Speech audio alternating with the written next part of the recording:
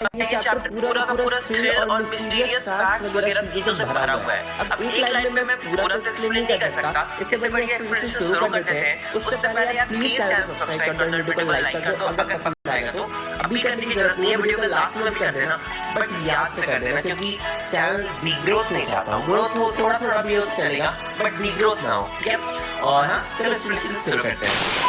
तो सबसे पहले जो हमारे राइटर है जिनका नाम है जैक फिने, फिर हमारी स्टोरी के जो मेन कैरेक्टर्स हैं उसमें सबसे पहले है चार्ली जो कि एक प्रोटैगनिस्ट भी है और हमारे पूरी स्टोरी के नरेटर भी है। फिर सेकंड में उनकी वाइफ आती है जिनका नाम है लुइसा, और थर्ड में एक साइकेट्रिस्ट जिनका नाम है सैम जो कि चार्ली के फ्रेंड है, ठीक है। चार्ली के फ्रेंड एक साइकेट्रिस्ट है जिनका नाम है क्या है, सैम। स्टोरी के स्टार्टिंग में हमारे जो नरेटर है चार्ली वो बता रहे हैं कि जो प्रेसिडेंट्स है न्यूयॉर्क सेंट्रल के या फिर द न्यूयॉर्क के या फिर न्यू हेवन के या फिर हर्टफोर्ड रेल रोड्स के, वो सब स्वेर करके यानी कि कसम खा के बोल सकते हैं कि न्यूयॉर्क के ग्रैंड सेंट्रल स्टेशन पे बस 2 ही लेवल्स हैं। अब यहाँ पे लेवल्स का क्या मतलब हुआ, जैसे बिल्डिंग्स में फ्लोर होती है ना, first floor, second floor, third floor, fourth floor, उसी तरह से स्टेशंस पे ना, आई मीन रेलवे स्टेशंस में कुछ लेवल्स होते हैं जहाँ पे ट्रेन आके रुकती है। तो वही हमारे नरेटर बता रहे कि सारे प्रेसिडेंट्स कसम खा के बोल सकते हैं कि उस ग्रैंड सेंट्रल स्टेशन के 2 ही लेवल्स हैं, पर हमारे जो नरेटर है ना उन्होंने उसी स्टेशन में यानी कि ग्रैंड सेंट्रल स्टेशन के 3rd लेवल को भी देखा है। फिर हमारे नरेटर बोलते हैं कि हाँ उन्हें पता है कि जब भी वो लोग दूसरे लोगों को ये बात बोलते हैं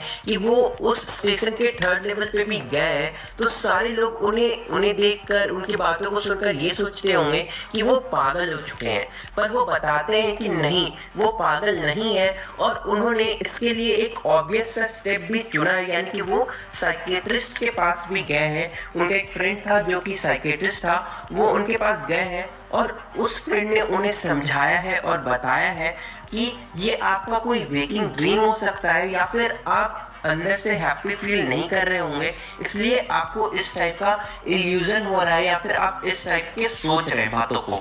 ये सुनते ही चार्ली की जो वाइफ है वो बहुत ही ज़्यादा डर जाती है, शॉक्ड हो जाती है, ऐसा समझ सकते हो, क्योंकि उन्हें लगता है कि हो सकता है कि चार्ली जो है वो सैड है, उन्हें मतलब वो अच्छा फील नहीं कर रहे हैं। उसका रीज़न वो खुद भी हो सकती है, शायद वो उन्हें हैप्पी नहीं रख पा रही होगी, ये भी एक रीज़न हो सकता है। ऐसा ऐसा वो सोचने लगती है। तभी वो जो साइकेट्रिस्ट दोस्त होता है उनका, चार्ली का, वो बोलता है कि उनके कहने का मतलब है कि जो आज का मॉडर्न वर्ल्ड है ना वो full of insecurity, fear, worry और वार से रिलेटेड भरा हुआ है, जिसके कारण कोई भी एक नॉर्मल इंसान अगर अपार्ट मतलब अपने फैमिली के अलावा किसी नॉर्मल चीज़ के बारे में बाहर सोचता भी है तो चारों तरफ उसे बस यही सब चीज़ नज़र आती है।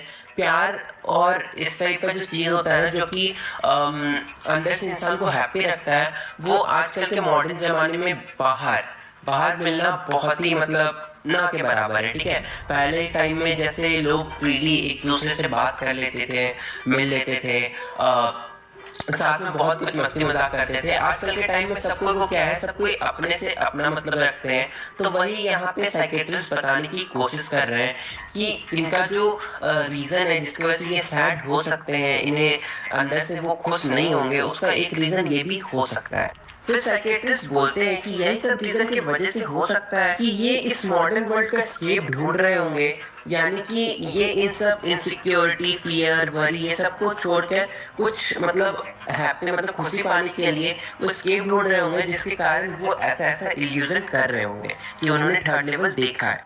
फिर चार्ली कहते हैं कि नहीं, ऐसा नहीं है, वो कोई अनहैप्पी वगैरह नहीं है, और अगर वो अनहैप्पी हुए भी यानी कि वो अंदर से नाखुश हुए, इसका मतलब ये नहीं है कि वो 3rd लेवल देख ले किसी ग्रैंड सेंट्रल स्टेशन का। वो बोल रहे हैं कि इस दुनिया में बहुत सारे लोग अनहैप्पी हो सकते हैं इस मॉडर्न वर्ल्ड में, तो क्या सभी 3rd लेवल देख पाते हैं उस ग्रैंड सेंट्रल स्टेशन का? फिर साइकियाट्रिस्ट बोलते हैं कि नहीं, पर तुम्हारे रीजन ऑफ स्केप यही हो सकता है, यानी कि तुम एक्चुअल रियलिटीज को भुलाकर अपनी खुशियां पाने के लिए तुम ऐसा इमेजिन कर रहे होगे। साइकियाट्रिस्ट का ये बात सुनकर जो चार्ली के दूसरे फ्रेंड्स होते हैं वो भी साइकियाट्रिस्ट की इस बात पे एग्री करते हैं और वो बोलते हैं चार्ली को कि याद है जो तुम स्टैम्प कलेक्ट करते हो और तुम स्टैम्प कलेक्ट करने टाइम दूसरी दुनिया में ही खो जाते हो, तुम्हें आसपास का कुछ याद नहीं होता और वो तुम्हारा बहुत ही ज्यादा हैप्पी टाइम होता है, ऐसा समझ सकते हैं। ठीक है, तो हो सकता है कि वो भी तो तुम्हारा टाइम जो होता है वो भी तो तुम्हारी एस्केप ऑफ रियलिटी ही होता है, क्योंकि तुम्हें फर्क नहीं पड़ता कि आसपास क्या चल रहा है। जब तुम स्टैम्प कलेक्ट करते हो तब तुम बहुत ही ज्यादा खुश होते हो। ठीक है, ऐसा वो उसके दूसरे फ्रेंड्स वहाँ पे बोलते हैं। फिर वो बोलता है, यानी कि चार्ली बोलते हैं कि ऐसा नहीं है, तुम लोग क्या बात कर रहे हो, क्योंकि उनका जो ये हैबिट है स्टैम्प कलेक्ट करने वाला, ये उनके ग्रैंडफादर से आया हुआ है। और फिर वो बताते हैं कि पहले के टाइम में तो लोग बहुत खुश होते थे, उस टाइम बहुत ही पीस वाला माहौल होता था, बहुत ही अच्छा माहौल होता था, तब भी लोग स्टैम्प क्यों कलेक्ट करते थे। उनके ग्रैंडफादर भी स्टैम्प कलेक्ट करते थे, इसलिए उन्हें भी ये जो हैबिट है स्टैम्प कलेक्ट करने वाला उनके ग्रैंडफादर से मिला है और इसके अलावा कोई और बात नहीं है। फिर वो बताते हैं कि ग्रैंडफादर के पास बहुत ही अच्छा कलेक्शंस ऑफ स्टैम्प्स था, जितने भी यूएस इश्यूज हुए थे ना उसका भी सारा ब्लॉक्स का उनके पास स्टैम्प्स था, फर्स्ट डे कवर का भी, एंड बहुत टाइप अलग अलग टाइप का स्टैम्प्स। मुझे भी नहीं पता ये सब क्या होता है, बट समझ लो स्टैम्प्स का कुछ कुछ टाइप्स होता है और उनके ग्रैंडफादर के पास ये सभी चीजें थी, यानी कि इन सभी चीजों का स्टैम्प्स था। फिर वो बताते हैं कि एक प्रेसिडेंट है जिसका नाम है रूजवेल्ट, वो भी स्टैम्प कलेक्ट करते हैं, तो क्या वो भी एस्केप ढूंढ रहे हैं? I mean, क्या वो भी रियलिटी से एस्केप करना चाहते हैं? क्या वो भी अंदर से खुश नहीं है? फिर हमारे नरेटर बोलते हैं कि एनीवेज अब तुम मेरी बात को सुनो, अब मैं बताता हूँ कि उस दिन ग्रैंड सेंट्रल स्टेशन पे एक्चुअली हुआ क्या। वो बताते हैं कि उस रात उन्होंने बहुत देर रात तक काम किया और जब वो काम करके अपने ऑफिस से निकल रहे थे तब वो सोचे कि उन्हें जल्दी से जल्दी अपने घर पहुंचना पड़ेगा। तो वो सोचते हैं कि बस लेने से अच्छा है कि वो सबवे ले लेते हैं। सबवे क्या होता है?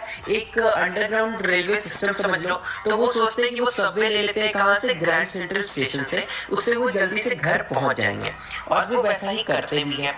फिर वो बता रहे वो बहुत ही एक ऑर्डिनरी गाय है, ऑर्डिनरी मैन है कि 31 ईयर्स के है, यानी कि 31 साल के है। उस दिन उन्होंने टैन गार्डियन सूट पहना हुआ था और उन्होंने अपने सर पे एक स्ट्रॉ हैट भी पहना हुआ था कि बहुत ही ज्यादा अच्छे ब्रांड का भी था। फिर वो बताते हैं कि उनके आसपास से बहुत सारे लोग गुजरे, ठीक है, और वो बताते हैं कि उस दिन वो किसी चीज से एस्केप करने की कोशिश नहीं कर रहे थे, वो बहुत ही नॉर्मल मूड में थे, यानी कि ऐसा कुछ नहीं था कि वो बहुत ज्यादा अपसेट हो या फिर वो बहुत ज्यादा हैप्पी हो, वो बहुत ज्यादा नॉर्मल मूड में थे और उन्हें घर जल्दी जाना था, इसलिए ताकि वो अपनी वाइफ लोइसा से मिल सके। फिर वो बताते हैं कि वो वंडरबिल्ट एवेन्यू से ग्रैंड सेंट्रल स्टेशन की तरफ जाते हैं। जब वो ग्रैंड सेंट्रल स्टेशन पहुंच जाते हैं तब वो सबसे फर्स्ट लेवल पे जाते हैं और फिर वो बताते हैं कि फर्स्ट लेवल पे बहुत ही नॉर्मल ट्रेन आती है जो कि शहर के अंदर चलती है, जो कि हमें 20th सेंचुरी में देखने को मिलता भी है। मतलब आजकल की जो ट्रेन होती है ना, वही ट्रेन वहाँ पे भी लगती थी। फिर वो सेकेंड लेवल की तरफ बढ़ने लगते हैं क्योंकि उन्हें शहर के बाहर जाना था, मतलब उनका घर जो था वो शहर से थोड़ा बाहर में था। फिर वो बताते हैं कि सेकेंड लेवल पे सब अर्बन ट्रेन चलती है, ऐसी ट्रेन जो कि शहर से बाहर की तरफ जाती है, ठीक है। उसके बाद फिर वो बताते हैं कि तभी वहाँ पे उन्हें एक आर्च डोर दिखता है, ठीक है, आर्च डोरवे, और वो उसकी तरफ बढ़ते हैं और वो जैसे ही उसकी तरफ बढ़ते हैं तो वो अचानक से खो से जाते हैं, मतलब वो खो जाते हैं अचानक। फिर वो बताते हैं कि ऐसा उनके साथ पहली बार नहीं हो रहा है, ऐसा उनके साथ बहुत बार हुआ है और वो कहते हैं कि वो grand central station hundreds of time जा चुके हैं, पर वो जब भी ग्रैंड सेंट्रल स्टेशन जाते हैं उन्हें हर बार न्यू डोरवेज, न्यू स्टेयर्स और अलग अलग कॉरिडोर्स, ठीक है, नया नया कॉरिडोर्स देखने को मिलता है। फिर वो बता रहे कि एक बार क्या हुआ, वो ग्रैंड सेंट्रल स्टेशन गए और वहाँ पे एक टनल था जो कि लगभग 1 माइल जितना बड़ा था। 1 माइल कितना होता है? 1.6 किलोमीटर के अप्रॉक्स। तो वो उस क्या बोलता हूँ, टनल के अंदर घुस जाते हैं और फिर जब वो टनल से बाहर निकलते हैं तो वो देखते हैं कि वो एक रूजवेल्ट होटल के अंदर, मतलब पास पहुंच चुके हैं। फिर वो बता रहे कि एक बार वो ऑफिस बिल्डिंग जो कि 46 स्ट्रीट के पास था, वहां से 3 ब्लॉक अवे वहां पे वो एक बार पहुंच गए थे। फिर वो कहते हैं कि उन्हें लगता है कि ग्रैंड सेंट्रल स्टेशन एक ट्री की तरह बड़ा होते जा रहा है।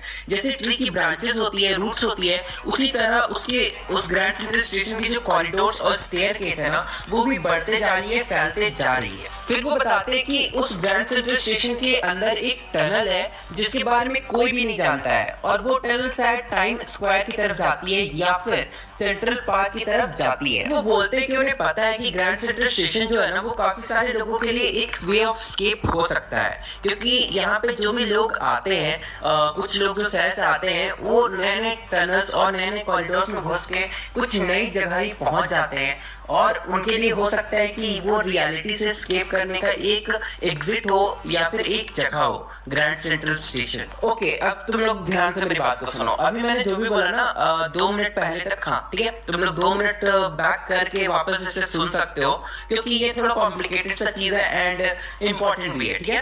तो तुम लोग से रिक्वेस्ट करता हूँ कि अगर तुम लोग को समझ में आ गया तो इट्स ओके, ठीक है, अच्छी बात है। अगर तुम लोग को समझ में नहीं आया तो तुम लोग 2 मिनट पीछे जाओ और वापस से इन सभी चीजों को ध्यान से सुन लें।